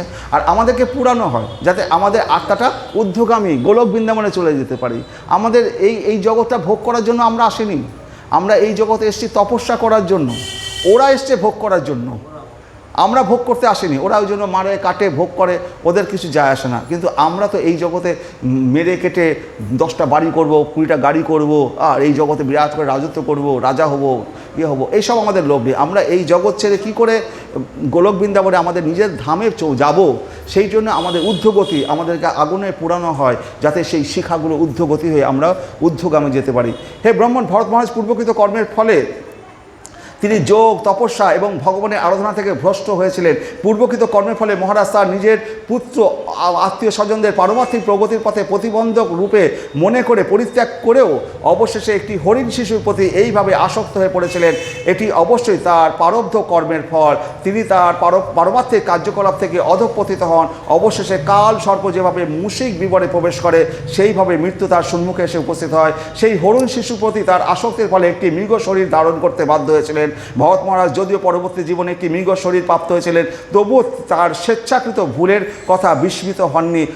ফলে তিনি পরবর্তী জীবনে এক ব্রাহ্মণ শরীরের সিদ্ধি লাভ করেছিলেন। এই হরিণ শিশুর পরের হরিণ জন্মগ্রহণ করার পর সেই হরিণটা যখন মারা গেল, ভরত মহারাজ হরিণ শরীর জন গেল, তখন তিনি একটা ব্রাহ্মণ, উচ্চ ব্রাহ্মণ কুলে এই ভরত মহারাজ জন্মগ্রহণ করলেন, ব্রাহ্মণের ঘরে। তাহলে পরবর্তী জীবনে একটি মৃগ শরীর তবুও তিনি তার ফলে পরবর্তী জীবনে এক ব্রাহ্মণ শরীরে সিদ্ধি লাভ করেছিলেন। বৃন্দাবনে গোস্বামীর মতো অবস্থানকারী ভক্তরা, এবার একটা ঘটনা বলছে যে বৃন্দাবনে অনেক বড় বড় গুরুরা আছে, তারা কি হয়, তারাও এরকমভাবে অধঃপতিত হয়। অধঃপতিত হতে হয় সে সমস্ত গুরুরা কী হয়, বৃন্দাবনের যে বানরেরা, যে কচ্ছপেরা, বৃন্দাবনের যে পশু পাখি ইয়েগুলো, সেই সমস্ত গুরুদেবরা ওই সমস্ত শরীর ধারণ করে। এই বানর, বৃন্দাবনে যে বানর টানর, ওই সমস্ত গুরু তাদের অধঃপতিত হলে তখন তারা এই কচ্ছপ, বৃন্দাবনের বানর, এই সমস্ত শরীর ধারণ করে বৃন্দাবনে গ্রহণ করে। কিছু সময়কালের জন্য তারা ওই শরীরটা ধারণ করে এবং তারপরে তারা আবার পরবর্তী স্বল্পকালের জন্য তাদের এই সমস্ত নিম্ন স্তরের জীবন প্রাপ্ত হতে হয়। এবং এটা কোনো পূর্বকৃত কর্মের ফলে নয়, আসলে এটা ভক্তের ভুল সংশোধন করে শুদ্ধ ভক্তির স্তরে উন্নীত করার একটা আয়োজন। এটা একটা ভগবানের একটা পদ্ধতি। তুমি ভুল করেছো, তুমি পাপ করেছো, তার জন্য তোমাকে একটা জনম এই বানর জীবন কাটাতে হচ্ছে, একটা জনম তোমাকে কুকুর জীবন, বৃন্দাবনে কুকুরে কাটাতে হচ্ছে, তারপরে আবার তুমি আবার শুদ্ধ ভক্তির স্তরে চলে আসবে। এটা একটা ভগবানের সিস্টেম, মানে একটা জাতাকল। যেমন তুমি কর্ম করবে সেই অনুপাতে তোমার ফল ভোগ করতে হবে। তুমি গুরু বলেও ছাড় পাবে না। তো গুরু হলেও তোমাকে যদি অন্যায় করো, তোমাকে বানর হয়ে জন্মগ্রহণ হতে হবে তোমার বৃন্দাবন। তো জং ব্যাপী, হ্যাঁ, ঘরে অনেকে আছে, অনেক গুরুদেব যারা আছে, অনেক বড় বড় বিরাট তপস্যা করেছে, কিন্তু এখন 50 বছর 60 বছর ধরে তপস্যা করে এত কিছু হলো, লাস্টে কোনো মেয়ের প্রেমে পড়ে গেল হয়তো। হ্যাঁ, ওরা তো বুঝতে পারছে না ভগবানের সাথে এতদিন প্রেম করার পরে কি করে একটা নারীর প্রতি তার প্রেম হয়। হ্যাঁ, মানে কত বড় তার অধঃপতন হয়েছে। হ্যাঁ, এটা দেখা যায় এবং তার ফলশ্রুতি তাকে পরবর্তী জীবনে তাকে বানর হয়ে বৃন্দাবনে ঘুরে বেড়াতে হচ্ছে। হরে কৃষ্ণ। জং বাপি শরণ ভাবং ত্যাজতন্তে কলেবরম তম তমে বৈতি কন্তেও সদা তদ্ভাব ভাবিত। জীব যে কথা চিন্তা করে তার দেহ ত্যাগ করে, সেই অনুসারে সে নিঃসন্দেহে পরবর্তী শরীর প্রাপ্ত হয়। তাহলে আমরা মৃত্যুর সময় যে কথা যেমনভাবে হব, তো আমাদের সেই জন্য সাবধান থাকতে হবে যেন আমরা মৃত্যুর সময় যেন আমরা ভগবানের কথা স্মরণ করতে পারি। তো সেটা হচ্ছে কুলশেখর এর একটা শ্লোক আছে, আমি সেদিকে খুঁজছিলাম পাচ্ছিলাম না, তো সেটা আমি দেখেছি আছে কোথায়, কোথায় গেল, এখানটা আছে। এটা হচ্ছে কুলশেখরের মুকুন্দমালা স্তোত্র থেকে এই শ্লোকটা আছে। সর্বশ্রেষ্ঠ বর হচ্ছে শুদ্ধ ভক্তের সঙ্গ। কৃষ্ণ তদীয় পদপঙ্কজ পঞ্জরান্তম অদৈব মে বিশত মানসা রাজহংস প্রাণ প্রয়াণ সময়ে কফ বাত প্রত্যয়ী কণ্ঠা বড়ধন বিধৌ শরণম কুতস্থে। বলছে প্রাণ প্রয়াণ সময়ে, যখন প্রাণটা প্রয়াণ সময়, যখন মৃত্যুর সময় আসবে, কফ বাত প্রত্যয়, আমার গলায় কাশি, কফ বাত প্রত্যয়, আমি তো কৃষ্ণনাম তখন করতে নাও পারি, কণ্ঠ বড় ধরনের কণ্ঠ বন্ধ হয়ে গেছে, বিধৌ শরণম কুতস্থে, আমি তাহলে কি করে ভগবানের কথা স্মরণ করব। মহারাজ কুলশেখর সুস্থ অবস্থায় দেহত্যাগ করতে চেয়েছিলেন এবং তাই তিনি শ্রীকৃষ্ণের কাছে প্রার্থনা করেছিলেন যে তিনি যেন শরীর ও মন সুস্থ থাকাকালে দেহত্যাগ করতে পারেন। মৃত্যুর সময় কফ, বায়ু ও পিত্তের দ্বারা মানুষের কণ্ঠ রুদ্ধ হয়ে যায় এবং তখন যেহেতু কোনো কিছু উচ্চারণ করা অত্যন্ত কঠিন হয়, তাই কৃষ্ণের কৃপাতেই কেবল মৃত্যুর সময় হরে কৃষ্ণ নাম উচ্চারণ করা যায়।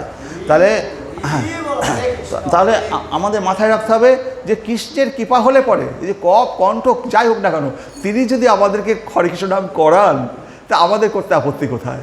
তো সেই কারণে আমরা যদি এখন ভগবত ভক্ত হতে পারি, তাহলে আমাদের ওই মৃত্যুর সময় নিয়ে আমাদের চিন্তা করতে হবে না, ওটা নিয়ে আমাদের চিন্তা করতে, কারণ ওটা দেখার দায়িত্ব গোবিন্দের, মুকুন্দের, যিনি মুকুন্দ মুক্তিদাতা, মুকুন্দ তিনি দেখবেন।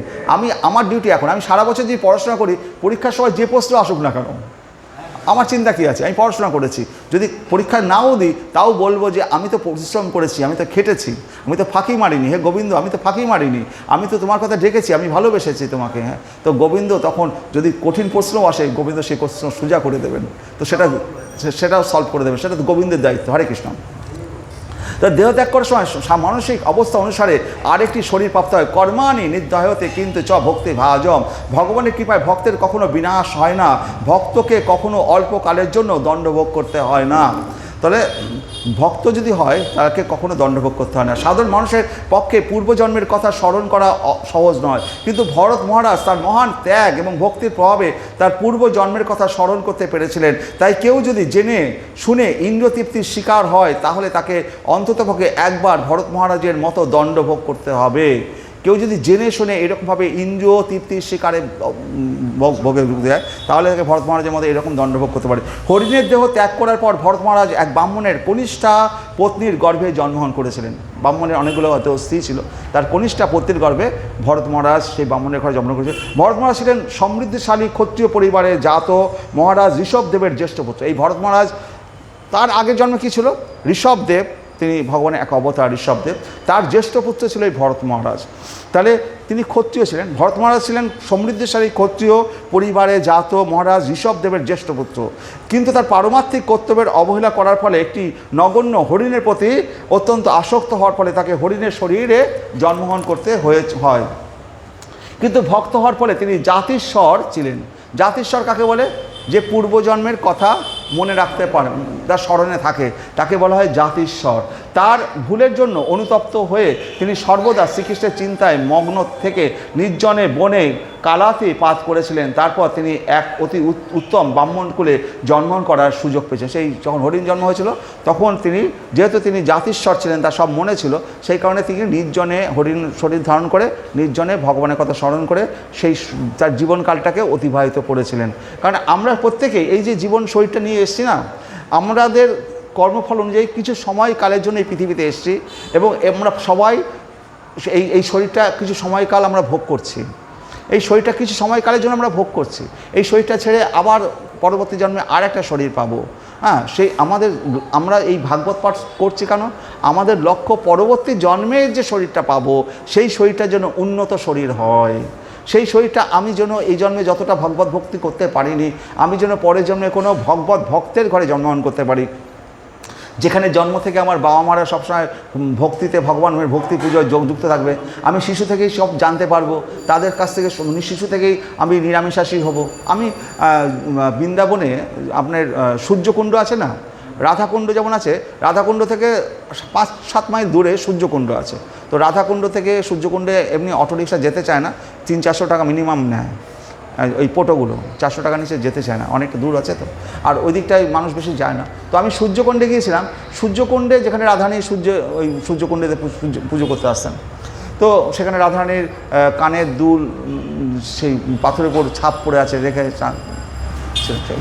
তো ওইখানটায় দেখলাম বাচ্চা ওই গ্রামের বাচ্চা শিশুরা ওই সূর্যকুণ্ডটা চারদিকে বাঁধানো, বাচ্চা শিশুরা একেবারে সারাদিন কী খেলা করছে, দণ্ডবতী খেলা, মানে একসাথে 8-10-15টা বাচ্চা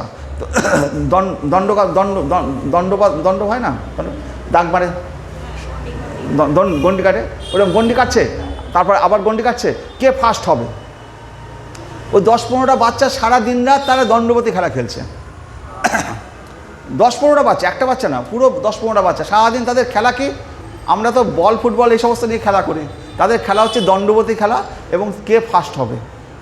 এবং সারাদিন রাত তারা এইভাবে দণ্ডবোধ করে যাচ্ছে, মানে ভাবলে অবাক হয়ে যাবেন, ওইটুকুটু বাচ্চা, হ্যাঁ, তারা ওইটাই শিখেছে দণ্ডবতী। ওরা জানেও না ওরা দণ্ডবতীর মাধ্যমে কত বড় ভগবানের সেবা সুযোগ পাচ্ছে। তারা জন্ম থেকে তারা ওই রাত দিন ওই সূর্যকুণ্ডের চারদিকে দণ্ডবতী খেলা খেলছে।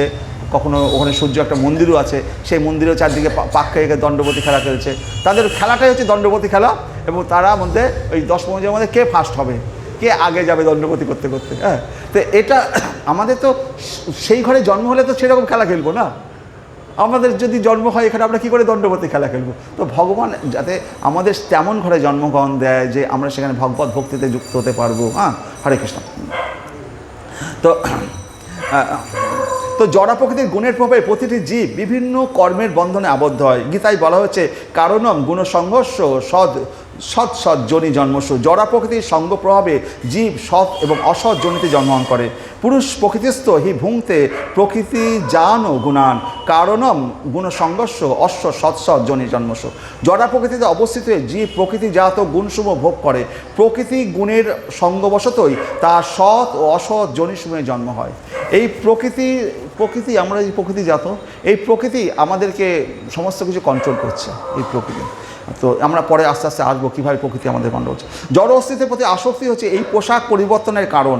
জীব যতক্ষণ এই ভ্রান্ত প্রকৃতির দ্বারা মোহচ্ছন্ন থাকে ততক্ষণ তাকে এক দেহ থেকে আর এক দেহে দেহান্তরিত হতে হয়। এই কর্মবন্ধ থেকে মুক্ত হতে হলে ভগবত ভক্তিতে যুক্ত হতে হবে, তাহলে আর জড় প্রকৃতির গুণের প্রভাবে আর থাকবে না।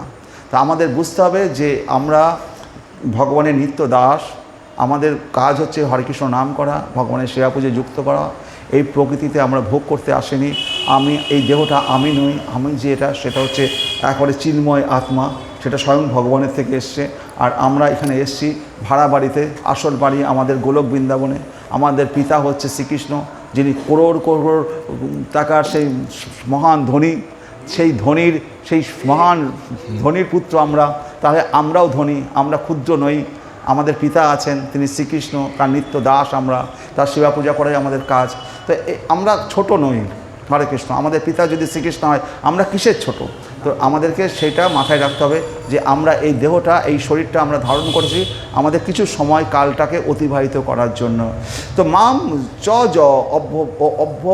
অভ্যভিচারেণ ভক্তি যেগণ সেবতে সগুণান সমতীত্ব এতান ব্রহ্ম ভুয়ায় কল্পতে। যিনি পূর্ণরূপে ভক্তি সহকারে ভগবানের সেবায় যুক্ত, যিনি কোনো অবস্থাতেই অধঃপতিত হন না, তিনি অবিলম্বে ত্রিগুণময়ে মায়ার বন্ধন অতিক্রম করে ব্রহ্মভূত স্তর প্রাপ্ত হন। যিনি পূর্ণরূপে ভক্তি সহকারে ভগবানের সেবায় যুক্ত। এখানে বারবার বলা হচ্ছে ভগবানের সেবায় যুক্ত হতে হবে। আপনি যত সেবা পুজোই করুন না কেন, তো ভগবানের সেবায় যুক্ত হওয়া মানে কি, যতক্ষণ না ভগবানের জন্য আপনি ভোগ নিবেদন করছেন, সামান্য একটু পাত্রের ডাল ভাত অন্ন রান্না করে যতক্ষণ না ভগবানের সেবায় যুক্ত হতে পারছেন, এই সেবা ভক্তিতে যতক্ষণ না যুক্ত হতে পারবেন ততক্ষণ এগোনোটা মুশকিল হয়ে যাবে। এই সেবাতে যুক্ত হতে হবে। তা আপনাকে করতে হবে না, আপনি স্ত্রী করছে তাহলেও হবে, বাড়িতে ওটা যেন সেবা ভক্তিতে যুক্ত হওয়া যায়, এটা হচ্ছে আসল জায়গা। যদি একবার যুক্ত হয়ে গেলেন তাহলে পরে ভগবান আপনাকে আস্তে আস্তে আস্তে আস্তে ঠিক তুলে নিয়ে চলে যাবে। এটা হচ্ছে সেবা ভক্তিতে যুক্ত হওয়া। তো এবার সকলের পক্ষে যদি সম্ভব না হয় মন্দিরে এসে ভগবানের সেবা পুজোয় অংশগ্রহণ করতে হবে, মন্দিরের জন্য বাজার করে নিয়ে আসা, মন্দিরের জন্য কিছু করা, আপনার যে করে হোক ভগবানের জন্য শরীরটাকে যেন ভগবানের কাজে ব্যস্ত, শরীরটার জন্য কাজে লাগে, ভগবানের প্রতি সেবা পুজোর জন্য আপনার শরীরটা থাকে। মনমনা ভব মদ ভক্ত মদ জাহাজি মাং নমস্কর মাময় বৈশ্বস্যে সত্যম প্রতি জানে প্রিয় সীমে সনুষ্ঠিতস্ব ধর্মস্ব সংসিদ্ধি হরিত সনম। ভগবান শ্রীহরিকে সন্তুষ্ট করাই হচ্ছে মানুষের কর্তব্য। যেন তেন প্রকারেণ ভগবান হরির সন্তুষ্টি বিধানই হচ্ছে আমাদের মূল কর্তব্য। ধর্ম সনিষ্ঠিত পুংসাম বিশ্বক্ষেন কথা সুজ ন উৎপাদয় যদি রতিম শ্রম এবহি কেবলম। যদি ভগবানের প্রতি যদি রতি উৎপন্ন না হয়, ভগবানের প্রতি যদি শ্রদ্ধা না হয়, তাহলে পরে আমরা যতই কর্ম করি না কেন শ্রম এবহি কেবলম, শুধু ওটা শ্রমই হবে, ভগবানের প্রতি ভক্তি হবে না। পিতার মৃত্যুর পর জড়ভরতের 9 জন বৈমাত্র, এই জড়ভরত যখন তার ব্রাহ্মণের ঘরে জন্মগ্রহণ করেছেন, তার পিতার মৃত্যুর সেই পিতা জড়ভরতকে অনেক শিক্ষা দীক্ষা দেওয়ার চেষ্টা করেছিল, বেদ উপনিষদ পড়ানোর চেষ্টা করেছিল, কিন্তু জড়ভরত তো মহাজ্ঞানী, কিন্তু তার দুটো জন্ম সে লক্ষ্য করেছে। একবার হরিণের প্রেমে পড়ে হরিণ জীবন পেতে হয়েছে, রাজা হয়েও তাকে এই অবস্থায় চলে আসতে হয়েছে। সেই কারণে জড়ভরত নিজেকে মুখ বধির হয়ে থাকতেন ইচ্ছা করে, এবং বাবা যতই তাকে শিক্ষা দীক্ষায় জ্ঞানী করার চেষ্টা করেছিল, কিন্তু জড়ভরত তা হননি ইচ্ছা করে। কারণ কি, তিনি জানতেন ভগবানকে সেবা পুজো করতে হয় কী করে, ভগবানকে কী করে তপস্যা করতে হয়, সেটা জড়ভরত জানতেন। এই তার বাবা যেভাবে জপ তপস্যা শেখাচ্ছিল বা এই সমস্ত বেদ উপনিষদ পড়াচ্ছিল, ব্রাহ্মণের যে কাজ পুজো আচ্চা করা, বাড়ি বাড়ি গিয়ে ব্রাহ্মণের যে পৌরোহিত্য করা, এই সমস্ত সেগুলোও জড়ভরত করেননি। যেহেতু বাবা দেখলেন যে এর দ্বারা পৌরোহিত্য যে সমস্ত কাজ এগুলো জড়ভরত করেননি, সেই কারণে বাবা দেখলে এর দ্বারা কিছু হবে না, মুখ বধির। কিন্তু জড়ভরত তো জানেন তিনি কে, এবং তার ভাইরাও তার প্রতি নানা রকম খারাপ আচরণ করতো। যখন এই তার পিতা যখন মারা গেল, তখন কী হলো, পিতার মৃত্যুর পর জড়ভরতের 9 জন বৈমাত্রীয় ভাই তাকে জড় এবং মেধাহীন বলে বিবেচনা করে তার শিক্ষা পূর্ণ করার প্রচেষ্টা ত্যাগ করেছিল। জড়ভরতের বৈমাত্র ভাইরা ঋগ্বেদ, সামবেদ এবং যজুর্বেদ এই 3টি সকাম কর্মপরায়ণ বেদের শিক্ষায় পারঙ্গত ছিল। ভগবত ভক্তির দিব্য জ্ঞান সম্বন্ধে তারা অবগত ছিল না। ভগবত ভক্তির দিব্য জ্ঞান সম্বন্ধে কী অবগত ছিল? এই ভরত মহারাজ ছিল, জড়ভরত ছিল। কিন্তু তার ভাইয়েরা কিন্তু যতই তারা সামবেদ, ঋগ্বেদ, যজুর্বেদ পড়েছিল, কিন্তু তারা ভগবত ভক্তির দিব্য জ্ঞান সম্বন্ধে অবগত ছিল না। তার ফলে তারা জড়ভরতের প্রতি অত্যন্ত উন্নত স্থিতি উপলব্ধি জড়ভরতের যে উন্নত স্থিতি উপলব্ধি করতে পারে। তো আপনারাও যদি মনে করেন যে আমরা ঋগ্বেদ, সামবেদের মতো বহুত বড় জ্ঞানী হতে চাই, তো বহুত বড় জ্ঞানী হওয়ার জন্য এই কলিযুগে একবারে চৈতন্য মহাপ্রভু একটাই কথা বলে দিয়ে গেছে, সারাদিন রাত হরে কৃষ্ণ কৃষ্ণ কৃষ্ণ হরে হরে, হরে রাম রাম রাম হরে। এটা যে সারাদিন রাত জপ করবে, তার মতো জ্ঞানী, তার মতো মানুষ আর পৃথিবীতে কেউ নেই। তার জন্য ওই বেদ উপনিষদ অত জ্ঞানী বইপত্র তার কোনো কিছু পড়ার দরকার নেই। তার জন্য শুধু হরে কৃষ্ণ নামই যথেষ্ট। হরে কৃষ্ণ। অধপতিত মানুষেরা প্রকৃতপক্ষে পশুতুল্য। এই অধপতিত মানুষেরা প্রকৃতপক্ষে পশুতুল্য। এই সমস্ত দ্বিপদ পশু সদৃশ্য মানুষেরা জড়ভরতকে উন্মাদ, জড়, বধির এবং মুখ বলে সম্বোধন করত। তিনি কখনো প্রতিবাদ করতেন না, তিনি কখনো ইন্দ্রতৃপ্তি সাধনের জন্য কোনো কিছু আহার করতেন না, তিনি ভূমিতে শয়ন করতেন এবং কখনো তেল মাখতেন না। এই বিষয়াসক্ত ব্যক্তিদের দ্বারা অপমানিত হয়ে এবং উপেক্ষিত হয়ে তিনি অত্যন্ত ইতস্তত বিচরণ করতেন। তার ভাইয়েরা তাকে খারাপ খাবার দিত, কিন্তু তিনি কারো প্রতি কোনো রকম বিদ্বেষ ভাব পোষণ না করে তাই তিনি অমৃতের মতো ভোজন করতেন। তার ভাইয়েরা তাকে খারাপ খাবার দিলেও তিনি কোনো বিদ্বেষ পোষণ না করে তাই তিনি অমৃতের মতো ভোজন করতেন। আমাদের বুঝতে হবে যে এই জড়গতে ভালো মন্দের বিচার প্রসূত যে দ্বন্দ্বভাব তা কেবল মনের ধারণা মাত্র। এই জগতে ভালো মন্দ যা কিছু আমরা দেখছি, ও বড়লোক, ও গরিব, ও ভিখারি, ও সুন্দর দেখতে, ও খারাপ দেখতে, এই যে এই জড়জগতে ভালো মন্দ বিচারের এই প্রসূত এই যে দ্বন্দ্ব ভাব, তা কেবল মনের ধারণা মাত্র, আর কিছু নয়। আমরা আসল তো আত্মাকে তো আমরা কেউ দেখতে পাচ্ছি। আত্মার যে কী এইরকম দেখতে সেটা তো আমরা দেখতে পাচ্ছি না। 50 বছর ধরে স্বামীর সাথে ঘর করছে, কিন্তু তবু সে সেই আত্মাটাকে জানে না, তার স্বামীকে সে জানে না। তো স্বামীটা যখন মারা যাচ্ছে, তার দেহটা যখন পড়ে আছে বাইরে, তখন বলছে যে ও ও তো মারা গেছে, তাহলে এতদিন কার সাথে ঘর করেছিল? যে ঘর করে তার সাথে ঘর করে সে তো চলে গেছে। তা দেহটা, শরীরটা যে পড়ে আছে, এই শরীরটার সাথে তো সে ঘর করেনি। সে তার সাথে যার সাথে ঘর করেছে সেই সেই আত্মা, সে আত্মাকে তো সে কোনোদিন দেখেইনি। যে যার সাথে 50 বছর ধরে সংসার করলো, সেই আত্মাকে, তার স্বামীর সেই আত্মাকে তো সে কোনোদিন দেখেইনি। সে তো শরীরটা তাকে দেখেছে, কিন্তু মরে যাওয়ার পরে বলছে ও এখন আর নেই। তাহলে এই শরীরটার প্রতি তার তার এই শরীরটার সাথে তার প্রেম হয়নি। প্রেমটা যেটা হচ্ছে সেই আত্মার সাথে। সেই আত্মাটা কি? চুলের অগ্রভাগের সহস্রভাগের ক্ষুদ্রতম কণা, সেই আত্মা, তার সাথে তার প্রেম ছিল। সে চলে গেছে, তাই এই দেহটার তার কাছে কোনো দাম নেই, তাই না? যদি আত্মাটা থাকতো তাহলে পরে তার এই দেহটা তার প্রিয় হতো, কিন্তু এই দেহটা আজকে তার কাছে কোনো দাম নেই। তো 50 বছর সংসার করলেও সে জানতে পারে না তার আত্মাটা কি, শুধু উপলব্ধি করতে পারে এই লোকটার ব্যবহার এরকম ছিল, এর চরিত্র এরকম ছিল, এ খুব ভগবত ভক্ত ছিল, এরকম ছিল, এরকমভাবে চলতো, শুধু তার আচার আচরণগুলো নিয়ে তাকে বিচার করা হচ্ছে। কিন্তু আসল যে আত্মা, সে কে, তাকে কিন্তু আমরা কেউ দেখতে পাচ্ছি না। যে কারণে ভগবান শ্রীকৃষ্ণ যখন মথুরায় গেছে, তখন কি আছে, সেই কুবজা না কি নাম, কুবজা, সে ভগবান কাছে কুবজাকে ভগবান বলছে, হে সুন্দরী। কুবজা পিছন ফিরে বলছে, কে আমাকে সুন্দরী বলছে? আমি তো একবার এরকম পিঠে কুচ বেরিয়ে গেছে, দেখতে কুৎসিত, আমাকে সুন্দরী বলছে। ভগবান তখন তার ঠোঁটটা এরকম ধরে তাকে যখন সোজা করে দিয়ে দিল, আর তার রূপ সৌন্দর্য সব বেরিয়ে গেল। তখন ভগবান তাহলে ওই কুবজা হলেও তার আত্মাটাকে ভগবান দেখেছে, তার শরীরটাকে দেখেনি, তাই না? তো সেই আত্মাটাকে দেখে ভগবান তাই কুবজাটা সুন্দরী হয়ে গেল। এবং কুবজা কী চেয়েছিল ভগবানকে? যে তাকে স্বামী হিসাবে একটা রাত ভগবানের সাথে সান্নিধ্য চেয়েছিল, চেয়েছিল। হরে কৃষ্ণ। তো যে যেমন তার সেরকম ভগবান যাকে যে যেমন কামনা করে ভগবানের কাছে সে যেমন পাবে। হরে কৃষ্ণ। হ্যাঁ, বলরাম সাথে ছিল।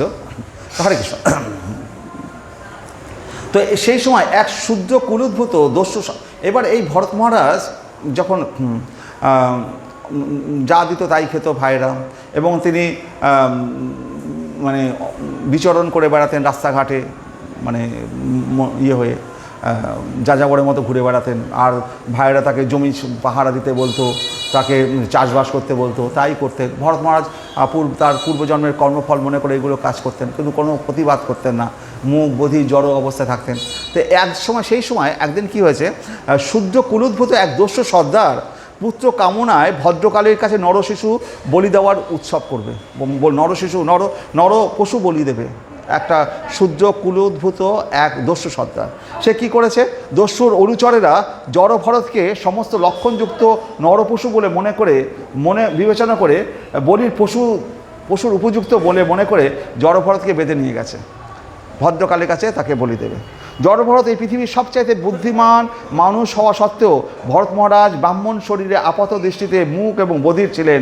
সর্বতভাবে ভগবানের শরণাগত হওয়ার ফলে তাকে যখন বলি দেওয়ার জন্য নিয়ে যাওয়া হচ্ছিল, তখন তিনি কোনো রকম প্রতিবাদ করেননি, কারণ সে তো পরম ভাগবত। তার কাছে কি আছে, মারবি রাখবি যো ইচ্ছা তোহারা নিত্য দাসপতি তুয়া অধিকার।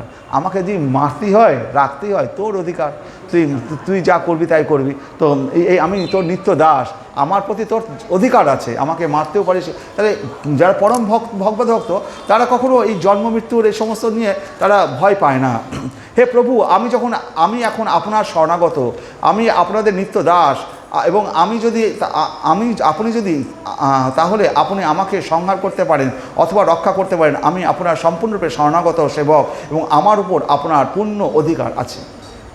তো ভগবানের যারা সেবক, সেখানে শিক্ষাষ্টকমের শেষ শ্লোকে চৈতন্য মহাপ্রভু একটা কথা বলেছিল যে, হরে কৃষ্ণ, কি বলছে, আশ্লিষ্ট বা পাদরতম পিনুষ্ট মাম অদর্শনা মর্মাহতম করত বা যথা তথা বা বিদধাতু লম্পট মত প্রাণ নাথস্য সহব না করো। এই পাদরত দাসীকে কৃষ্ণ আলিঙ্গনপূর্বক পেষণ করুন অথবা অদর্শন দ্বারা মর্মাহতই করুন, তিনি লম্পট পুরুষ, আমার সঙ্গে যেরকম আচরণই করুন না কেন, তিনি সর্বদাই আমার প্রাণনাথ। তো আমার ভগবান আমাকে বাঁচিয়ে রাখবে কি মেরে ফেলবে, বা আলিঙ্গন করে আমাকে একবারে হাড়গোড় ভেঙে দেবে পেষ্টন করে, সে ভগবানের যা ইচ্ছা তাই করতে পারে। সে লম্পট পুরুষ, তার একাধিক নারী থাকতে পারে, সে আমাদের চণ্ডাবলীর ঘরে যেতে পারে, অন্যান্য গোপীর ঘরে যেতে পারে, সে লম্পট পর তার অধিকার আছে, কিন্তু সে শ্রীকৃষ্ণ আমার প্রাণনাথ, তিনি আমাকে ভালোবাসুন অথবা আমাকে অদর্শন দ্বারা পুরো জীবনটাই আমাকে দর্শন না দিয়ে থাকুন, তবু আমার সেই প্রাণনাথ, আমি যেন তার প্রাণনাথ থেকে আমি যেন বিচ্যুত না হই, এইটা হচ্ছে মূল কথা। তো তাই বলছি যে আজকে আমার সামনে মৃত্যুই আসুক আর যাই আসুক না কেন, আমি ভগবানের যা ইচ্ছা তাই করবে, আমি তো তার নিত্য দাস, তার অধিকার আছে সেটা করার। তখন কি হলো, জড়ভরত ছিলেন সমস্ত জীবের পরম সহিত, তাহার কোনো শত্রু ছিল না এবং তিনি ভগবানের চিন্ময় চিন্তায় মগ্ন ছিলেন। সেই সমস্ত পাপাচারী দস্যুরা পরম ভাগবত জড়ভরতকে হত্যা করতে উদ্যত হয়েছে দেখে তখন দেবী ভদ্রকালী সেই মূর্তি ভেঙে বেরিয়ে এসে সেই দস্যুদের হাত থেকে খড়গ কেড়ে নিয়ে সমস্ত দস্যুদের মাথা মুন্ডু ছেদন করে নিয়ে সেই মুন্ডুগুলোকে নিয়ে দস্যুদের মুন্ডুগুলো কুন্দুকের মতো খেলা করছে সেই ভদ্রকালী। কারণ জড়ভরত হচ্ছে পরম ভাগবত, সে ভগবান শ্রীকৃষ্ণের ভক্ত। আর এই কালী, ভদ্রকালী, দুর্গা এরা হচ্ছে আমাদের শ্রীকৃষ্ণেরই পরম ভক্ত। তো সেই পরম ভক্ত হয়ে সে ভগবান শ্রীকৃষ্ণের তার হচ্ছে শ্রীকৃষ্ণ তাদের তার পতির ভক্তদেরকে সে কখনো বিপদ থেকে রক্ষা করবে না, সবসময় রক্ষা করবে। হরে কৃষ্ণ।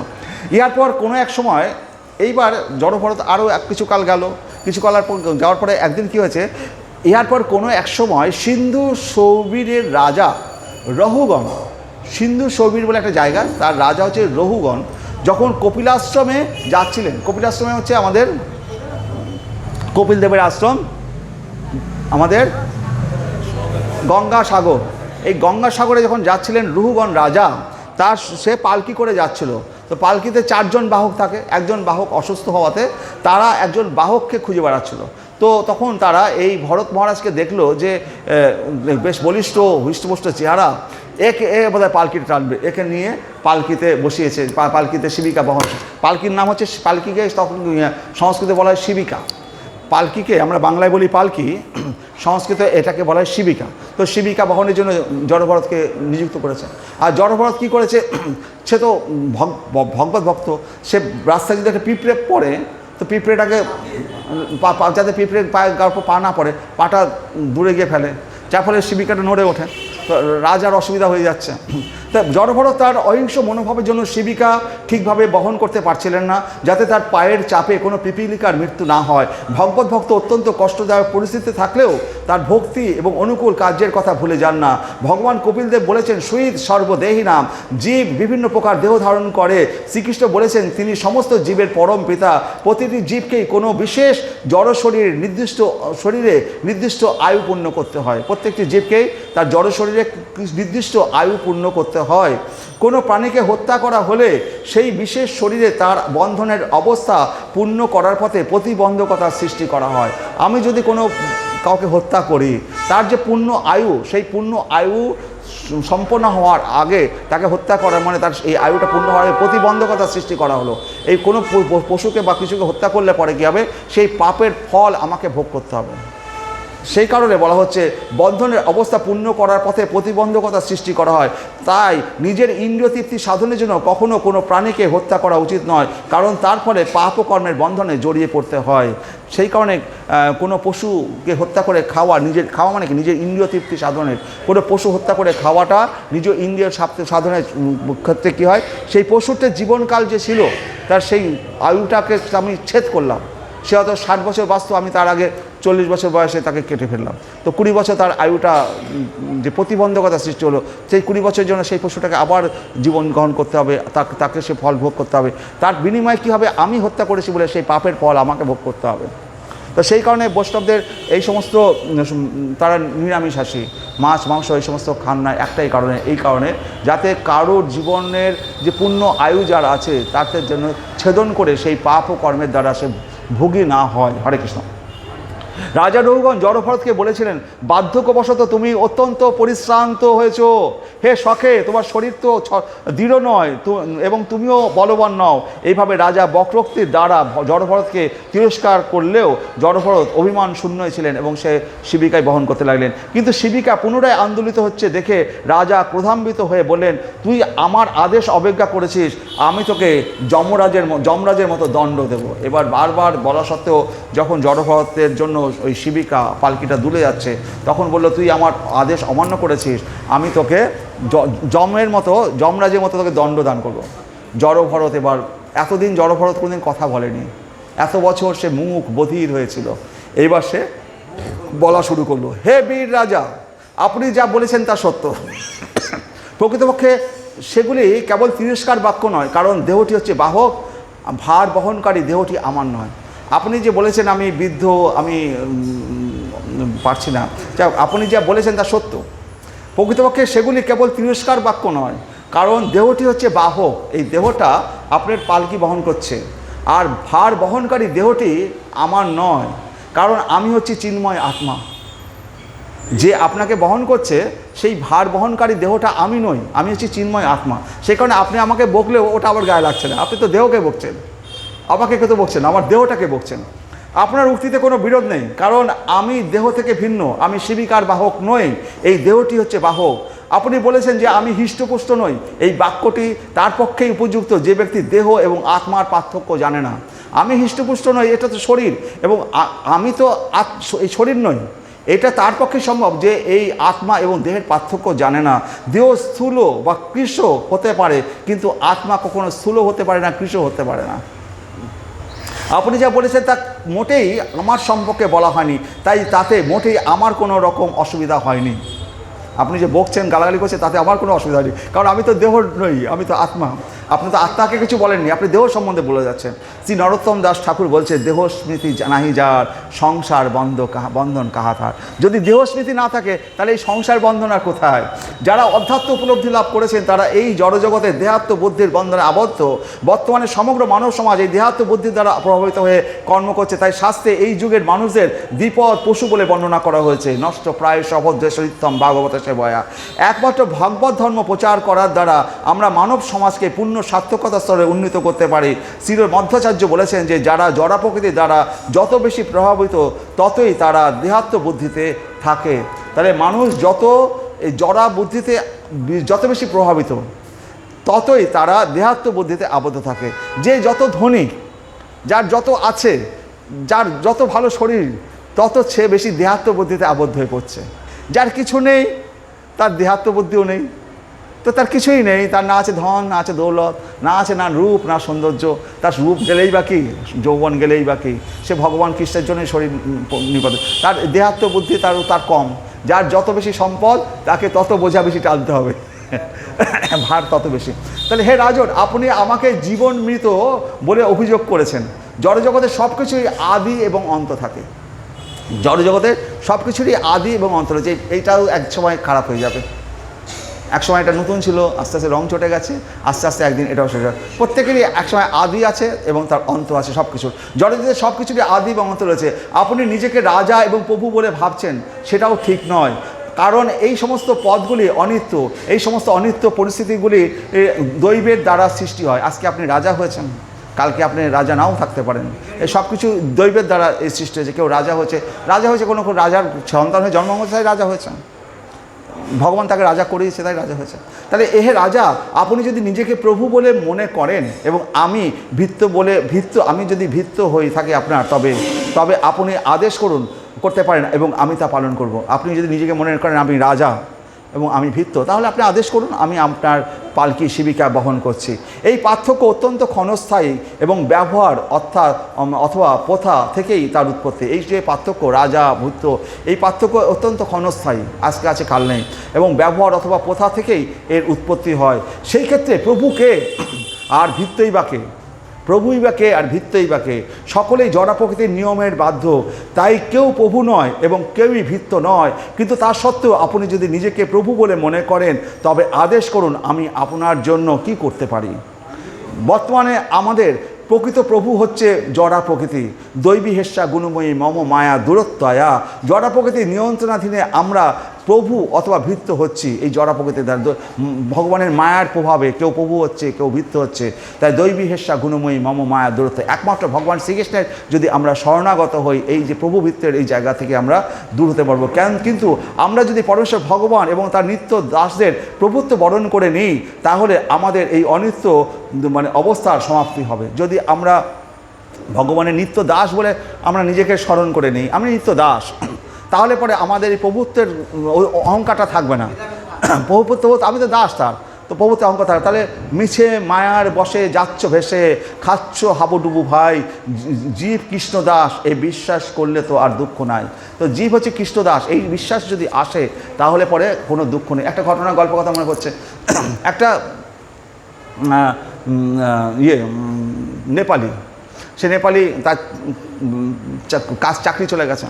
সে যখন কী হয়েছে, পাহাড়ে গিয়ে শিবের ডাকছে, শিব বাবা এসছে। শিব বাবা এসে বলছে যে তুই কেন ডাকছিস, তো কী হয়েছে? বলছে যে বাবা, শিব বাবা আমার একটা বিরাট বড় অট্টালিকা বাড়ি চাই। বললো ঠিক আছে, পেয়ে যাবি। বললো বাবা শুধু অট্টালিকা বাড়ি দিলে হবে না, হ্যাঁ 4-5টা গাড়ি চাই, হ্যাঁ বাড়িতে অনেক চাকর বাকর চাই, খাওয়া দাওয়ার ব্যবস্থা চাই, সমস্ত কিছু ধন সম্পত্তি চাই, সব কিছু চাই। তো শিব বাবা বলছে হ্যাঁ তথাস্থ, যা যা তুই চাইছিস সব দিয়ে দিলাম, এবার যাই। শিব বাবা চলে আসে, বাবা বাবা বাবা। শিব বাবা বলছে সবই তো দিলাম, আবার বাবা বাবা ডাকছিস, কী চাই তো? বাবা আমাকে কিন্তু আমার মালিক দিতে হবে। মালিক দেবো মানে? তোকে তো বাড়ির মালিক, তুই তোকে আর মালিক দেবো কেন? না বাবা আমি তো বাড়ির দারোয়ান, আমি দারোয়ানগিরি করবো, আমাকে কিন্তু মালিক দিতে হবে। হ্যাঁ আমি বাড়ির দারোয়ানগিরি করি, আমি তো দারোয়ানের চাকরি করতাম, তো আমি গেটে দারোয়ান হিসেবেই থাকবো। এত ধন দৌলত ঐশ্বর্য দিয়েছো, তার বাড়ির মালিকটাও তুমি দাও। তো আমাদের হওয়া উচিত ওই বাড়ির দারোয়ান হওয়া উচিত, ওই দাস হওয়া উচিত। কারণ যদি দাস হতে পারি, ওই বাড়ি কোনোদিন ট্যাক্স দিতে আসবে, কোনোদিন ইলেকট্রিক বিল ভরতে হবে, কোনোদিন ড্রাইভারের মাইনে দিতে হবে, আবার ওসব দেখার দরকার নাই। আমি চাকর ছিলাম, ওই চাকরই থাকতে চাই বাবা, আমি ওই মালিক হতে চাই না। তো এই ঘটনাটার দ্বারা ও হয়তো মূর্খতার মাধ্যমে আমরা এটা হাসাহাসি করছি, কিন্তু ভগবত ভক্তিতে দেখা যায় এটা কিন্তু একটা বিরাট বড় আমাদের শিক্ষা। আমরা যখনই মালিক হতে চাইব তখনই আমাদের বিপদ।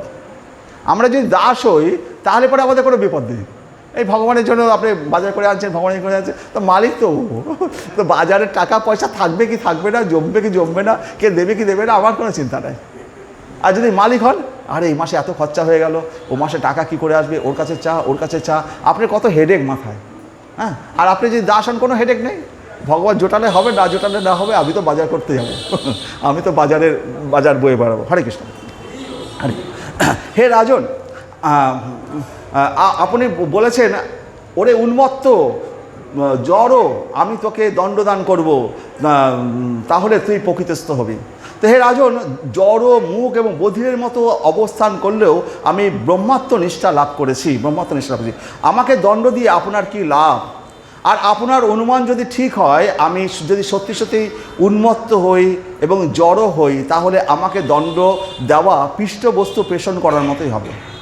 তো পৃষ্ঠবস্তু, কারণ উন্মত্ত ব্যক্তিকে দণ্ডদান করলে তার উন্মত্ততার উপশম হয় না। একটা পাগল, তাকে যদি আপনি মারেন, লোকে কি বলবে, আরে তুইও কি পাগল হয়ে গেলি নাকি, তুইও তো বড় পাগল, ও তো পাগল, ওকে মেরে কি কখনো ওর উপশম হবে? উপশম হবে না। আপনি যদি একটা শিশুকে মারেন, আরে ও তো বাচ্চা শিশু, ওর জ্ঞান বুদ্ধি আছে নাকি, ও একটা অন্যায় করে ফেলেছে, তুই মারছিস, তো তুই যে মারছিস তুইও কি শিশু হয়ে গেলি? তাহলে হরে কৃষ্ণ। তাহলে আমাকে যদি উন্মত্তই বলেন, আমি যদি জড়ই হই, তাহলে পরে পিষ্টন করা বস্তুকে আবার পিষ্টন করাই হবে, এর দ্বারা কোনো লাভ হবে না, আমাকে জন্মদান করে কোনো উপকার হবে না। সুখদেব গোস্বামী বলছেন, অবিদ্যার কারণ দেহাত্ম বুদ্ধি, কিন্তু জড়ভরত সেই সমস্ত ভ্রান্ত ধারণা দ্বারা প্রভাবিত ছিলেন না। তার স্বাভাবিক দৈন্যতাবশত তিনি নিজেকে একজন মহান ভক্ত বলে মনে করতেন না, তিনি নীরবে পূর্বকৃত কর্মের ফল ভোগ করতেন। জড়ভরতের যোগশাস্ত্র সম্মত এবং হৃদয়গ্রন্থি ছেদনকারী বাক্য শ্রবণ করে তার রাজ অভিমান। এখন এই যে রুহু রাজা, জড়ভরতের মতো একজন গ্রাম্য লোক, মুখ বধির, তার মুখ দিয়ে এইরকম একেবারে হৃদয়গ্রন্থি ছেদন করার মতো বাক্য শুনে তার এই রুহু রাজা, হ্যাঁ, তখন পালকি থেকে লাফ দিয়ে নেমে পড়েছে। এখন পালকি থেকে লাফ দিয়ে নেমে পড়েছে, কী শুনছি, কার কাছ থেকে কী শুনছি? একজন শিবিকা বাহক, সে কিনা আমাকে এইরকম উচ্চ মার্গে জ্ঞান দিচ্ছে। সে তখন তার পায়ে পড়ে গেছে, পায়ে পড়ে বলছে যে মানে বলছি যে কীভাবে জন্মমৃত্যু জয় করা যায় তা আমাদের অবশ্যই জানা কর্তব্য। হে মহানুভব, আপনি কে আমি জানি না, আপনি আপনার আমি পায়ে পড়ছি এই কারণে, আমি যদি ইন্দ্রের যে বজ্র আছে, শিবের ত্রিশূল আছে এবং অন্যান্য দেবতার যে সমস্ত অস্ত্র আছে, সেই সমস্ত অস্ত্র দেখে আমি ভয় পাই না। কিন্তু আপনার মতো ব্রহ্মজ্ঞ ব্যক্তি ব্রাহ্মণের অভিশাপ থেকে যদি অপরাধ করি, বৈষ্ণব অপরাধ করি, তাহলে তার থেকে কিন্তু আমি বেশি ভয় পাই। আমাকে শিবের ত্রিশূল দ্বারা আমাকে হত্যা করা হলো, আবার পাপকর্ম শেষ হলে আমি মুক্তি হয়ে যাব, বা ইন্দ্রের বজ্র দ্বারা আমার তাতে হয়ে যায়। কিন্তু যদি বৈষ্ণবের কাছে অপরাধ করি তাহলে আমার কোনো উদ্ধারই হবে না, আমি সেটাকে সবচেয়ে বেশি ভয় পাই। বৈষ্ণব অপরাধকে মত্ত হস্তির মতো সুভাষে তুলনা করা যায়। কেউ যখন বৈষ্ণব চরণে অপরাধ করে তখন তার ফলে সমস্ত ভক্তিরূপ সম্পদ নষ্ট হয়ে যায়। ব্রহ্মজ্ঞ ব্রাহ্মণের চরণে অপরাধ করা অত্যন্ত ভয়ঙ্কর। মহারাজ রঘুগণ তা জানতেন, সেই কারণে মহারাজ রঘুগণ আজকে ভরত মহারাজের পায়ে এসে পড়েছেন। হরে কৃষ্ণ। তা ঠিক আছে, স্যার, অসুবিধা নেই। তো তো ওটা এমনি কাগজ, কোনো অসুবিধা নেই। তো ভরত মহারাজ তখন জড়ভরতের পায়ে এসে পড়েছে। তো তারপরে এখানে একটা ঘটনা বলবো বলছিলাম, ভাবছিলাম। তো এই বৃন্দাবনে কী হয়েছে, একবার সনাতন গোস্বামী ভাগবত পাঠ করতেন। তো সেখানে সনাতন গোস্বামীর সামনে বৃন্দাবনে ওই প্রচুর লোক তার ভাগবত পাঠ শ্রবণ করতে আসতেন। আর সনাতন গোস্বামী যখন ভাগবত পাঠ করতেন, তিনি ভগবানের দিব্য লীলাগুলো চোখে দেখতে পেতেন। রাধাকৃষ্ণের লীলাগুলো, রাসলীলা হোক, বিভিন্ন লীলা হোক, সেই লীলাগুলো তিনি দর্শন করতেন আর সেগুলো বলতেন। মানে তার স্ফুরিত হতো সেই লীলাগুলো এবং বলতেন, এবং বহু লোক সে শ্রবণ করত। তো একদিন কি হয়েছে, একটা ঘটনা ঘটেছে। তো সেই ঘটনা পরে বলছি। সেই ঘটনার পর থেকে, তারপরের দিন থেকে আর তিনি আর লীলা স্ফুরিত হচ্ছে না, তিনি আর দেখতে পাচ্ছেন না, আর বলতেও পাচ্ছেন না। তিনি সকলকে বললেন যে আমার এই লীলা স্ফুরিত হচ্ছে না, আমার কোনো কি বৈষ্ণব অপরাধ হলো কি না, কী অপরাধ হলো, আমার এটা কেন হলো, আমি তো কিছু জানি না, কি ঘটেছে আমি জানি না। তখন সব বৃন্দাবনের বৈষ্ণবরা বললো, তুমি এক কাজ করো, যদি বৈষ্ণব অপরাধ হয় সমস্ত বৈষ্ণবদের নিমন্ত্রণ করো, নিমন্ত্রণ করে তাদেরকে খাওয়াও, ভোগ খাওয়াও, ভগবানের প্রসাদ ভোগ করে ভালো করে খাওয়াও, তাহলে পরে তোমার বৈষ্ণব অপরাধ দূর হয়ে যাবে, তুমি আবার সেই লীলাগুলো দর্শন করতে পারবে। তো সবাইকে খাওয়ালো, সবাই খেয়ে গেল, কিন্তু তারপরের দিন থেকেও তার লীলা স্ফুরিত হচ্ছে না। তখন তারা বললো, চিন্তা করে দেখো তো, সব বৈষ্ণবেরা খেয়ে গেছে তো, কোনো বৈষ্ণব বাদ নেই তো। তখন বলছেন সনাতন, হ্যাঁ, একজন বৈষ্ণব তো আসেনি। কে? বলছি ওই গুহার মধ্যে থাকে, গোবর্ধন পাহাড়ের গুহার মধ্যে থাকে এক বৈষ্ণব, মানে পায়ে খোঁড়া, এরকমভাবে খুঁড়িয়ে হাঁটে, সেই বৈষ্ণবটা তো খেতে আসেনি। সনাতন গোস্বামীকে বললো, তাহলে সেইখানটায় যাও, নিশ্চয়ই ওই বৈষ্ণবের কাছে তুমি কোনো অপরাধ করেছো, সেই কারণে তোমার এই লীলা স্ফুরিত। তো সনাতন গোস্বামীকে গিয়ে তার হাতে পায়ে ধরেছে যে আপনাকে আমার কাছে এই বৈষ্ণব সেবা গ্রহণ করতে হবে। বলছে যে কেন? বলছে যে আমার মনে হয় আপনি সেদিনকে আসেননি, আমার এরকম আমি ভাগবত পাঠ করি, আমার লীলা স্ফুরিত হয়, কিন্তু হয়নি, আমি আপনার কাছে কোথায় কোনো অপরাধ করেছি, আপনি আমাকে ক্ষমা করুন। বলে, অপরাধ কী করেছি, কী করেছো? বলছে অপরাধ তো, তখন সে বললো যে অপরাধ তো করেছো, তুমি যখন ভাগবত পাঠ শ্রবণ করছিলে সেই সময় আমি সেখানে তোমার ভাগবত পাঠ শুনতে গিয়েছিলাম। তো শুনতে গিয়েছিলাম, তখন তুমি ভাগবত পাঠ করতে করতে আমার এই যে আমি খুঁড়িয়ে হাঁটছি, এটা দেখে তুমি হো করে হেসেছিলে। হ্যাঁ, আর এই হাসার জন্য আমি তোমার এই ভাগবত পাঠ শ্রবণ থেকে আমি বেরিয়ে চলে এসেছিলাম, আমাকে তুমি এইভাবে অপমান করেছো। তো সনাতন গোস্বামী শুনে তো অবাক, আমি হো করে হেসেছিলাম কখনো? আমার তো জ্ঞান নেই। সনাতন গোস্বামী বললো, ঠিক আছে, আপনি কোন দিন গেছেন বলুন তো? ওই দিন। তাহলে হে গুরুদেব, তাহলে পরে এই ঘটনাটা কিন্তু অন্যরকম ঘটেছিল। আমি যখন ভাগবত পাঠ করছিলাম সেই সময় এই বৃন্দাবনে রাধাকৃষ্ণের সেই হোলি খেলা, সেই রং দেওয়ানে হোলি খেলা তারা দর্শন করছিলাম। তো সেখানে কৃষ্ণ রাধানীকে রং দিয়ে দিয়েছে, রাধারানীর কাছে একজন এক বালতি ভর্তি রং দিয়ে দিয়েছে, রাধারানী পুরো এক বালতি রং যখন কৃষ্ণের মাথায় ঢেলে দিয়েছে, আমি ওই দৃশ্যটা দেখে আমি তখন আর নিজেকে কন্ট্রোল করতে পারিনি, আমি ওই দৃশ্যটাকে দেখে হো করে হেসে উঠেছিলাম। তো হে গুরুদেব, আপনাকে দেখে আমি হাসিনি, সেই লীলাটাকে দর্শন করে আমি হেসেছিলাম, আপনি আমাকে ক্ষমা করুন। তখন ওই গুরুদেব বলল, বৈষ্ণব বলল, তুমি যদি সত্যি করেই ওই লীলা দর্শন করে হেসে থাকো, আমাকে না আমার জন্য যদি না হেসে থাকো তোমার যে তাহলে তোমার লীলা স্ফুরণ কাল থেকেই তোমার হবে। এবং তারপরে তার তাকে ভোগ নিবেদন করে কাল থেকে আবার তার তাহলে বৈষ্ণব অপরাধ করলে যে বৈষ্ণবের কাছে অপরাধ করবে সেই বৈষ্ণবকে খাওয়াতে হবে। বুঝতে পারছেন? যদি তাকে সেবা দেওয়া যায় তাহলে বৈষ্ণব অপরাধ দূর হয়ে যায়। সেই কারণে আমাদের গৌড়ীয় বৈষ্ণবদের মানে প্রসাদ বিতরণটা সবচেয়ে বেশি গুরুত্বপূর্ণ। কার কাছে কি অপরাধ হোক না হোক, যদি প্রসাদ বিতরণ করা যায় সমস্ত অপরাধ থেকে তারা উদ্ধার হতে পারে। তো এবার ওই মহারাজ, সেই রু মহারাজ বলছেন যে আপনি যে সমস্ত কথাগুলো বললেন আমার পক্ষে তো সেগুলো 8:30 বেজে গেল, তাহলে বাকিটুকু কিন্তু বাকিটুকু খুবই গুরুত্বপূর্ণ আছে। কারণ এইখানে ভরত মহারাজকে যে জ্ঞানগুলো দেবে, যদিও আর 10-15 মিনিট আছে, 20 মিনিট আছে, ঠিক আছে থাক, সেই জ্ঞানগুলো আমাদের শ্রবণ করাটা খুবই দরকার। খুব গুরুত্বপূর্ণ জ্ঞানগুলো এবার দেবে ভরত মহারাজ ওই রু মহারাজকে। হরে কৃষ্ণ। তো এই পাঠটা তো চললো না, এখন 8:30 বেজে গেছে, অনেকের অসুবিধা হয়ে যাবে। হ্যাঁ, হরে কৃষ্ণ, হরে কৃষ্ণ। হ্যাঁ, বললে তো বলা যায়, কিন্তু অনেকের অসুবিধা হবে না। হরে কৃষ্ণ। হ্যাঁ, শ্রীকৃষ্ণ চৈতন্য প্রভু নিত্যানন্দ, শ্রী অদ্বৈত গদাধর, শ্রী বাসাদি গৌর ভক্তবৃন্দ, হরে কৃষ্ণ কৃষ্ণ কৃষ্ণ হরে হরে, হরে রাম রাম রাম হরে হরে, ওম নমো ভগবতে বাসুদেবায়। হরে কৃষ্ণ।